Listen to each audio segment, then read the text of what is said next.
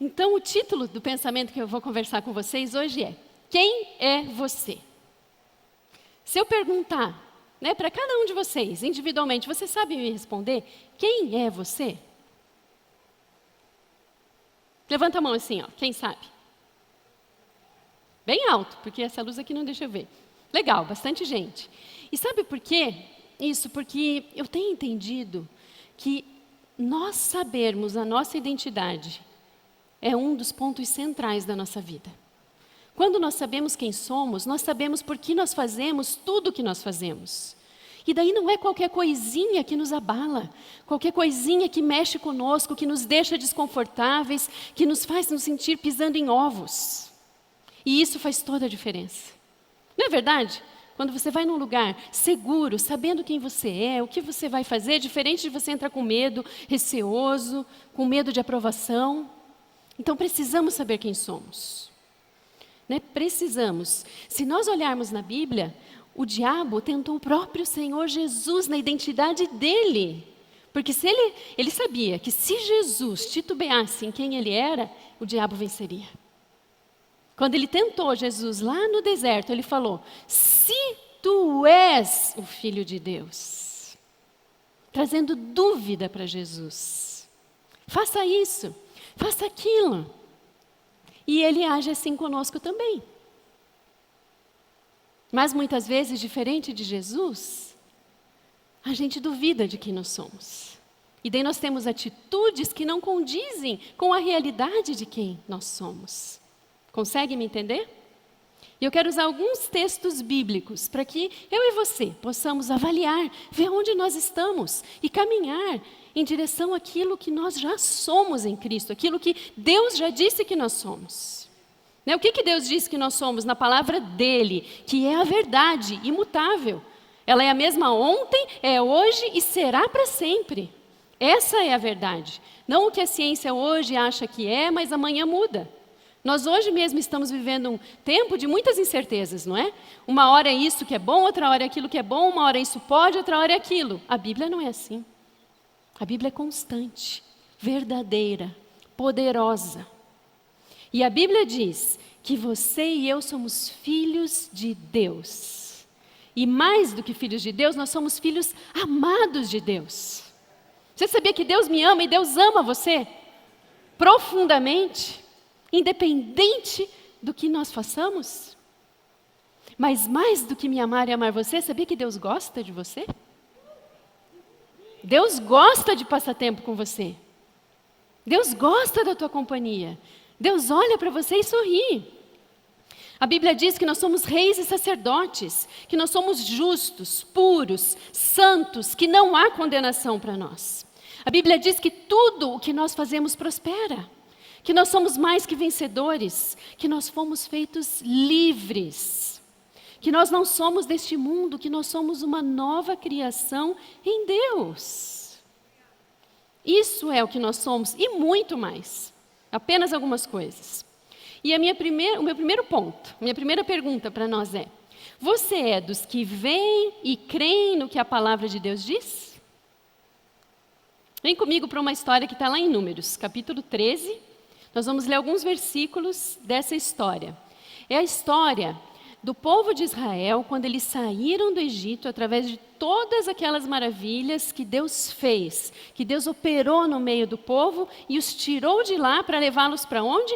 Para uma terra que mana leite e mel. A promessa de Deus: eu vou tirar vocês da escravidão, da vida de opróbrio, da vida de vergonha, de humilhação, de dor, e vou levar para uma terra maravilhosa. A melhor que há. Onde vocês não vão mais ser escravos, mas livres, e vão poder viver uma vida plena, abundante, semear, colher e usufruir daquilo que vocês plantaram. Essa era a promessa de Deus. E, nesse período todo, Moisés enviou 12 espias para olhar a terra que eles iam conquistar. Era uma terra grande, e eles iam começar por Jericó. Uma cidade enorme, fortificada, com muralhas, humanamente falando, intransponíveis. Altas, largas, as muralhas eram tão largas que tinham casas construídas sobre ela. De tão forte, de tão grande, de tão segura que era. Mas era a promessa de Deus, vão e vocês vão começar por aqui. E daí, vamos ler aqui essa história. Acompanhe comigo. E o Senhor disse a Moisés: envie alguns homens em missão de reconhecimento à terra de Canaã, terra que dou aos israelitas. Envie um líder de cada tribo dos seus antepassados. Quando Moisés os enviou para observarem Canaã, disse: subam pelo Neguebe e prossigam até a região montanhosa. Vejam como é a terra e se o povo que vive lá é forte ou fraco, se são muitos ou poucos. Se a terra em que habitam é boa ou ruim, se as cidades em que vivem são cidades sem muros ou fortificadas, se o solo é fértil ou pobre, se existe ali floresta ou não. Sejam corajosos. Tragam alguns frutos da terra. Era a época do início da colheita das uvas. Eles subiram e observaram a terra desde o deserto de Zin até Reob, na direção de Lebo-Amate. Subiram do Neguebe e chegaram a Hebrom, onde viviam Aimã, Sesai e Talmai, descendentes de Enaque. Hebrom havia sido construída 7 anos antes de Zoan, no Egito. Quando chegaram ao vale de Escol, cortaram um ramo do qual pendia um único cacho de uvas. 2 deles carregaram o cacho pendurado numa vara. Já pensou o tamanho desse cacho? Para 2 homens precisarem carregar um cacho de uva? Você já viu uva desse tamanho? Mas lá em Jericó tinha. Colheram também romãs e figos. Aquele lugar foi chamado Vale de Escol, por causa do cacho de uvas que os israelitas cortaram ali. Ao fim de 40 dias, eles voltaram da missão de reconhecimento daquela terra. Eles então retornaram a Moisés e a Arão e a toda a comunidade de Israel em Cádiz, no deserto de Parã, onde prestaram relatório a eles e a toda a comunidade de Israel e lhes mostraram os frutos da terra. E deram o seguinte relatório a Moisés: entramos na terra a qual você nos enviou, onde manam leite e mel. Aqui estão alguns frutos dela. Mas o povo que lá vive é poderoso. As cidades são fortificadas e muito grandes. Também vimos descendentes de Enaque, que são gigantes. Mas os homens que tinham ido com ele disseram: não podemos atacar aquele povo, é mais forte do que nós. E espalharam entre os israelitas um relatório negativo acerca daquela terra. Disseram: a terra para a qual fomos em missão de reconhecimento devora os que nela vivem. Todos os que vimos são de grande estatura. Vimos também os gigantes, os descendentes de Enaque, diante de quem parecíamos gafanhotos, a nós e a eles. Números 14 agora. Josué, filho de Num, e Calebe, filho de Jefoné, dentre os que haviam observado a terra, rasgaram as suas vestes. E disseram a toda a comunidade dos israelitas: a terra que percorremos em missão de reconhecimento é excelente. Se o Senhor se agradar de nós, Ele nos fará entrar nessa terra onde manam leite e mel, e a dará a nós. Somente não sejam rebeldes contra o Senhor, e não tenham medo do povo da terra, porque nós os devoraremos como se fossem pão. A proteção deles se foi, mas o Senhor está conosco. Não tenham medo deles. Percebem? Porque eu pergunto, vocês são dos que vêm e creem no que a palavra de Deus diz? Eles tinham a palavra de Deus, não é verdade? Uma promessa de que eles entrariam, de que eles possuiriam e viveriam naquela terra. E quando Moisés enviou os 12 espias, não era qualquer um. Eram 12 príncipes, treinados, educados como filhos de reis, instruídos, cultos, inteligentes. E os 12 viram a mesma coisa. Mas eles enxergaram coisas diferentes, tiveram ações diferentes, palavras diferentes e resultados diferentes. Né? Porque o que aconteceu? 10 deles tinham a mesma palavra de Deus, viram as mesmas coisas, mas deixaram o medo, a dúvida, os pensamentos que Satanás colocava na mente deles. E contaminaram toda uma nação. Todo um povo. Mas 2 deles, que tinham a mesma promessa, viram as mesmas coisas, viam a promessa. Os 10 falaram, nós éramos como gafanhotos. Pensa, como gafanhoto. O que é um gafanhoto? Uma praga. Um nada. Mas Josué e Caleb não. Se Deus disse, nós vamos alcançar. E lá na frente a gente conhece a história. Né? Toda essa nação pereceu. E depois lá para frente, Josué, Caleb e uma nova geração, que depois de 40 anos havia crescido e nascido, foi quem herdou essa promessa. Quem alcançou o resultado daquilo que Deus havia dito. Muitas vezes nós olhamos a palavra de Deus e nós não interpretamos à luz a revelação do Espírito em nós, no nosso espírito. Josué e Caleb tinham essa revelação no espírito deles. Se Deus disse que nós vamos possuir até aquela terra, nós vamos. Não importa o que apareça para nós.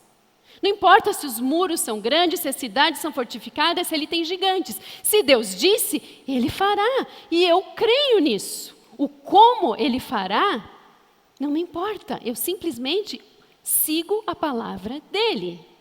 Mas os outros 10 interpretaram à luz do que eles viam. Eles tinham uma promessa. Deus não disse que seria fácil.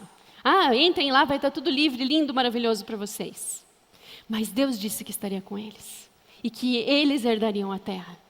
Mas eles interpretaram essa palavra à luz deles mesmos. Por isso eles temeram. Porque a nossa mente não é como a mente de Deus. Nossos pensamentos não são como os pensamentos de Deus. E se nós olharmos com os nossos olhos naturais, com aquilo que a nossa mente compreende, nós vamos ver errado o que a palavra de Deus diz. E vamos limitar o alcance daquilo que ela produz em nós e através de nós. Compreende o que eu quero dizer? A palavra é poderosa. Ela é viva, ela é eficaz, ela dá resultado. Mas nós precisamos olhar para ela, crer nela da maneira correta. Através da revelação do Espírito em nós. Para que a gente não balance. Para que a gente não escorregue. E é muito importante, porque assim nós agimos de acordo com quem nós somos. Nós não vimos que nós somos filhos amados de Deus? Nós somos reis e sacerdotes? Que tudo que a gente faz prospera? Que somos mais que vencedores? Né? O que é um gigante para Deus? É nada. Né? Os pensamentos dele são muito mais altos do que os nossos. E os planos dele são planos de paz, para nos dar esperança e um futuro. Né? O meu segundo ponto é, nós vimos que somos reis. Se você é rei, você tem de fato reinado sobre todas as áreas da sua vida?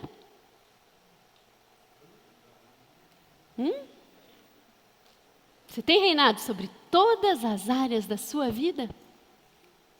Vamos agora comigo para o livro de Esther. Talvez você conheça também essa história de Esther, maravilhosa, uma história curtinha, dá para ler. Uma jovem judia, órfã, que acabou se casando com o rei do reino mais poderoso da época, da Pérsia. Né? Esther casou com o rei Assuero, um rei que estava em grandes conquistas, né? Queria avançar por territórios que ainda não eram dele. E diz a história que ele era um rei muito irado, muito nervoso, né, que tinha altos e baixos. Conforme estava tudo bem, ele estava manso. Quando as coisas não iam tão bem, virava um monstro. Né? Seria o bipolar de hoje, digamos assim. Né? Então, e Esther era casada com esse homem. E ela era o quê, então, se ela era casada com o rei? Rainha.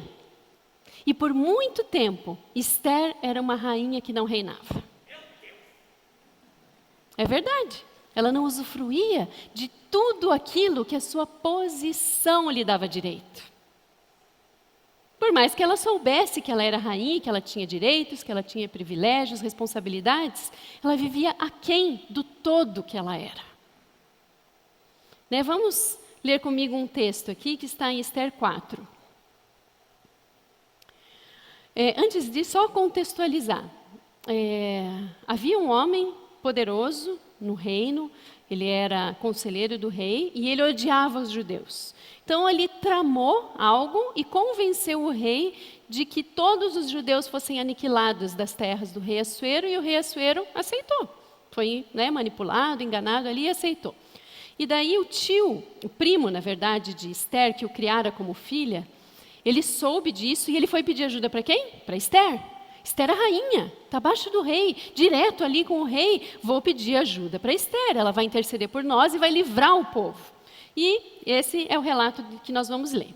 Mandou-lhe dizer: não pense que pelo fato de estar no palácio do rei, você será a única entre os judeus que escapará. Pois se você ficar calada nesta hora, socorro e livramento surgirão de outra parte para os judeus, mas você e a família do seu pai morrerão. Quem sabe se não foi para um momento como esse que você chegou à posição de rainha? Então Esther mandou esta resposta a Mardoqueu: vá reunir todos os judeus que estão em Suzã e jejuem em meu favor. Não comam nem bebam durante 3 dias e 3 noites. Eu e minhas criadas jejuaremos como vocês. Depois disso irei ao rei, ainda que seja contra a lei. Se eu tiver que morrer, morrerei.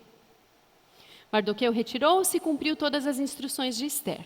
Naquela época, se uma pessoa adentrasse na sala do rei sem que o rei tivesse convidado, ela poderia ser morta caso o rei não estendesse o cetro.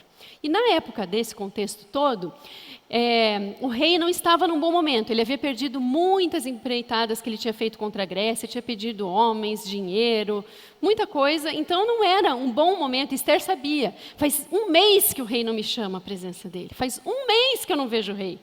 E se eu chegar e ele olhar para mim e achar que eu não devo estar ali, eu vou morrer. E Esther temeu.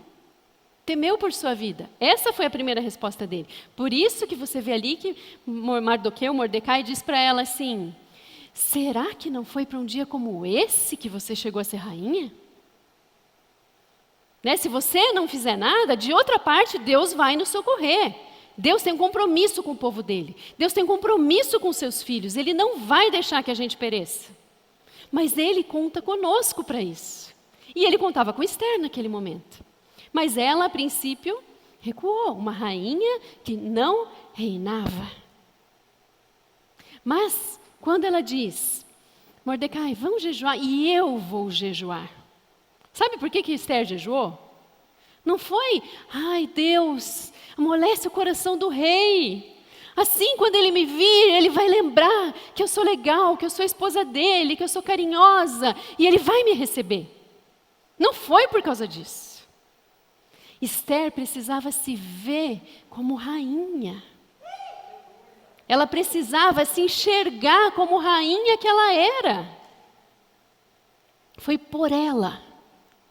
E quando ela se viu, e ela chegou ao ponto de poder dizer: se eu morrer, eu morri. Mas eu fui rainha de fato.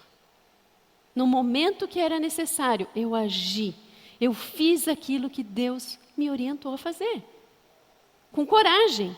E o que acontece lá para frente? Ela se veste como rainha. A Bíblia diz que ela veste os melhores trajes dela. Ela se veste como rainha. Ela se apresenta ao rei. E assim como ela se via, a rainha tem autoridade, tem poder e tem tudo que o cargo lhe deve. O rei olha para ela e ele vê a mesma coisa. Não tinha como ser diferente. Quando você tem identidade, quando você sabe quem você é, as pessoas olham para você e elas veem quem você é de fato. O diabo olha para você e ele vê quem você é de fato. E quando nós somos quem somos, nos sujeitamos a Deus, o que acontece? O diabo foge. Ele sabe que ele já perdeu. E quando o rei olha para Esther, ele fala: Esther, o que você quer? Eu vou te dar tudo o que você quiser. Até metade do reino. Porque Esther se via assim. A palavra e ela eram uma. Nós precisamos ser um com a palavra, revelada pelo Espírito a nós. Olhar para ela com verdade e agir nessa verdade. Isso é assim comigo e com você. Quando as circunstâncias são adversas e não estão alinhadas à palavra, A palavra de Deus em mim e você muda a circunstância. A nossa palavra, a palavra que sai da nossa boca é vida, é saúde, é paz, é abundância, é vitória. Não há outra palavra na nossa boca, porque é isso que nós vemos como filhos de Deus. Né? Nas dificuldades, nós vemos o quê? Soluções, oportunidades. Nós não somos dos que temem e retrocedem. Nós somos dos que permanecem firmes em Deus e avançam. Não importa a circunstância, não importa o tempo. Percebe o tempo de adversidade que Esther vivia? E a Bíblia diz, né, que Mardoqueu disse para ela, será que não foi para um dia como este que você nasceu? E eu pergunto para você, será que não foi para um dia como esse que você nasceu? Para se levantar como filho de Deus, como rei que você é, e governar de fato? Foi para um dia como esse que eu e você nascemos. Amém? Reine de fato sobre todas as áreas da sua vida. E como último ponto, o poder e a autoridade de Deus delegado a nós é para um propósito. Quero ler com você um texto que está lá em Lucas.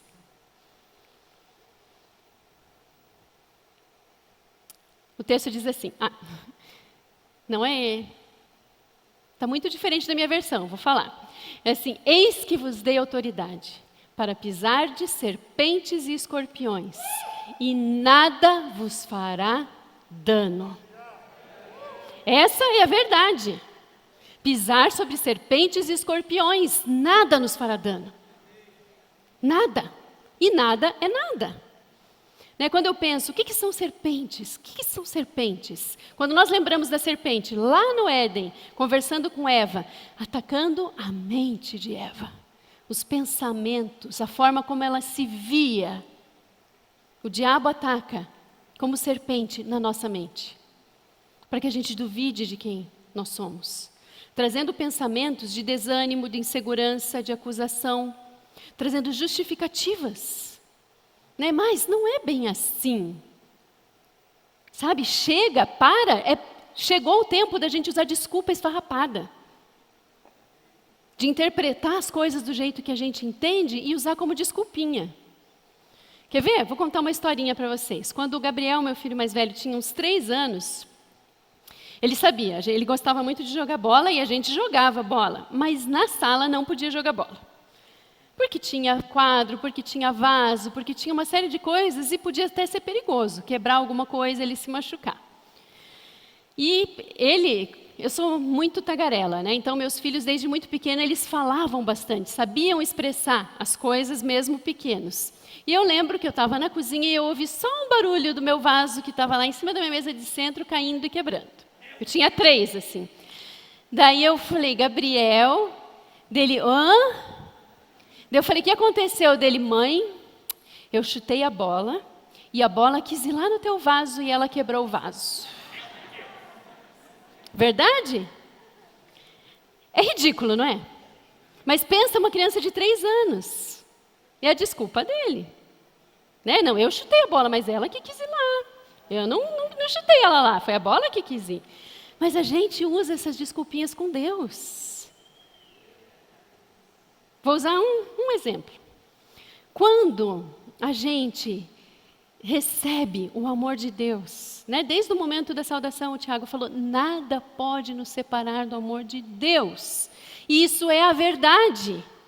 Mas a gente usa isso como desculpa para justificar muitas coisas que a gente quer fazer, não que o Espírito Santo de Deus diz para nós fazermos. A gente trata a Bíblia levianamente. A gente tira o poder dela. A gente empobrece e enfraquece a obra de Jesus. Jesus veio ao mundo como homem, morreu na cruz por mim e por você, para que a gente não vivesse uma vida miserável, de escravidão do pecado. E muitas vezes a gente empobrece isso. Quando a gente negocia com o diabo. Quando a gente dá ouvido para ele na nossa mente. Mas se você fizer isso... não tem problema, porque ele já te perdoou por tudo que você fizer mesmo. Nada pode me separar do amor de Deus. Se eu mentir, se eu trapacear, se eu usar alguém, se eu pisar em alguém, não tem problema. Se eu for rebelde com meus pais, se eu não respeitar meus professores, se eu ficar matando aula, se eu não me submeter à autoridade que está sobre a minha vida, não tem problema, porque Deus me ama. Né? Não tem problema. Se eu resolver, me embriagar, me drogar, transar com o namorado, com a namorada, viver de balada em balada, ficar com cada um durante troca toda semana. Não tem problema. Eu vivo na graça, não vivo na lei. Percebe aquela desculpinha da criança de 3 anos? A gente usa a palavra de Deus olhando como aqueles 10 homens lá do início, interpretando de forma conveniente a eles naquele momento. Deus disse, mas essa cidade é muito difícil.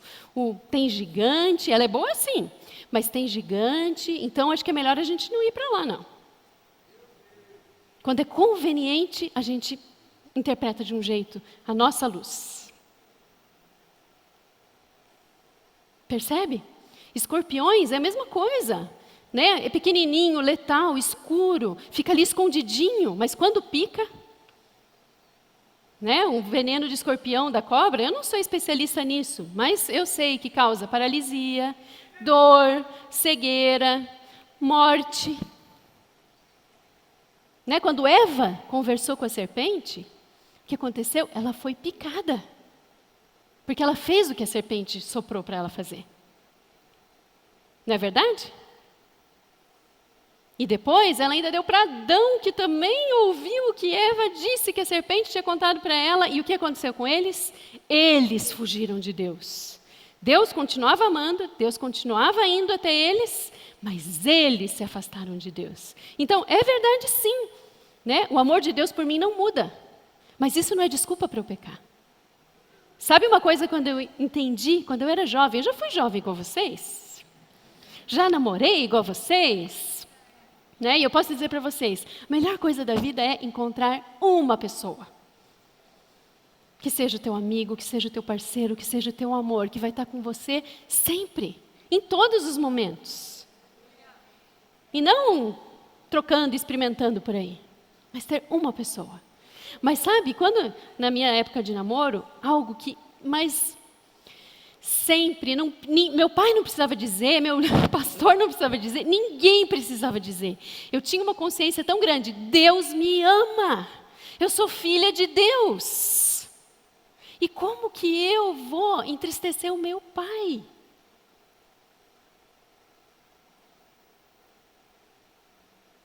Percebe?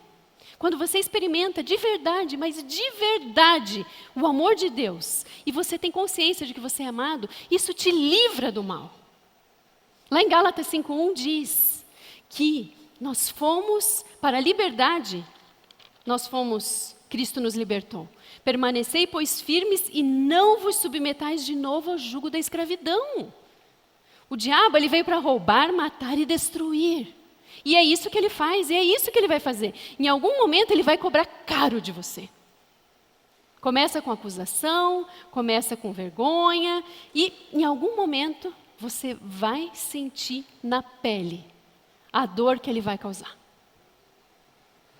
Pode estar tudo bem hoje, tudo maravilhoso, mas poderia estar melhor. Então, não brinque com o diabo. Não queira ser mais do que você é. Porque eu vou dizer para você, nós, sem Jesus, nós não somos nada. Com Deus, com o Espírito Santo em mim, nós somos invencíveis, inabaláveis. Mas sozinha, nada. É uma semana sozinha, já era. Davi já dizia isso. Deus, não retire de mim o teu espírito. Quando Davi matou o urso, quando ele matou o leão, quando ele guerreou, quando ele fez, tudo o que ele fez foi na força e no poder do Espírito, não na força dele. Quando foi na força dele, ele adulterou e mandou matar o marido da mulher. Percebe a diferença? E eu quero dizer para você, nunca esqueça de que todo tempo você tem poder sobre toda decisão da sua vida. Deus deu isso para nós, é um presente. Mas a consequência você não tem poder de decidir. Você pode escolher o que fazer, mas a consequência não. Porque cada decisão leva a um resultado. Então, escolha viver a verdade da palavra de Deus em todas as áreas da sua vida. Seja como Josué e Caleb, que olham para as circunstâncias como Deus vê. Por mais que pareça difícil, por mais que naquele momento a solidão, qualquer coisa, pareça muito grande, muito difícil, olhe pela palavra de Deus. Seja rei e reine de fato. Não dê trela para o diabo, não converse com a serpente. Permaneça firme na verdade. Porque aí sim, como povo de Deus, somos inabaláveis. Igreja vitoriosa que muda a realidade daquilo que nós vemos. Declaramos aquilo que a palavra de Deus diz, e assim é. Se dizemos para o morto que é hora de ressuscitar, ressuscita. De todos os enfermos dos hospitais, é hora de levantar e a saúde é plena, levanta. De empregos, de portas, tudo em Deus é assim. Porque Ele nos fez mais que vencedores, se permanecermos nele. Então, não se coloque de novo sob jugo de escravidão. Porque fostes chamados à liberdade, não useis da liberdade para dar ocasião à carne. Andai no Espírito e jamais satisfareis as concupiscências da carne. Você sabia que ninguém tem o poder de deixar você triste, você feliz, você com raiva, você contente, você satisfeito e realizado? Ninguém tem poder para isso, a não ser que você dê. Porque como você se sente depende de quem você é somente. E quem você é não muda, apesar do ambiente que você está e da circunstância que você está vivendo. Você é filho de Deus e você se satisfaz nele. A sua alegria vem dele, a sua paz vem dele, a sua sabedoria vem dele, sua criatividade vem dele, sua ousadia vem dele, tudo vem dele. Tudo vem dele. Amém. Por isso, não procure ao seu redor, nas coisas naturais, em pessoas. Busque nele e você vai permanecer firme. Amém? Você recebe essa palavra?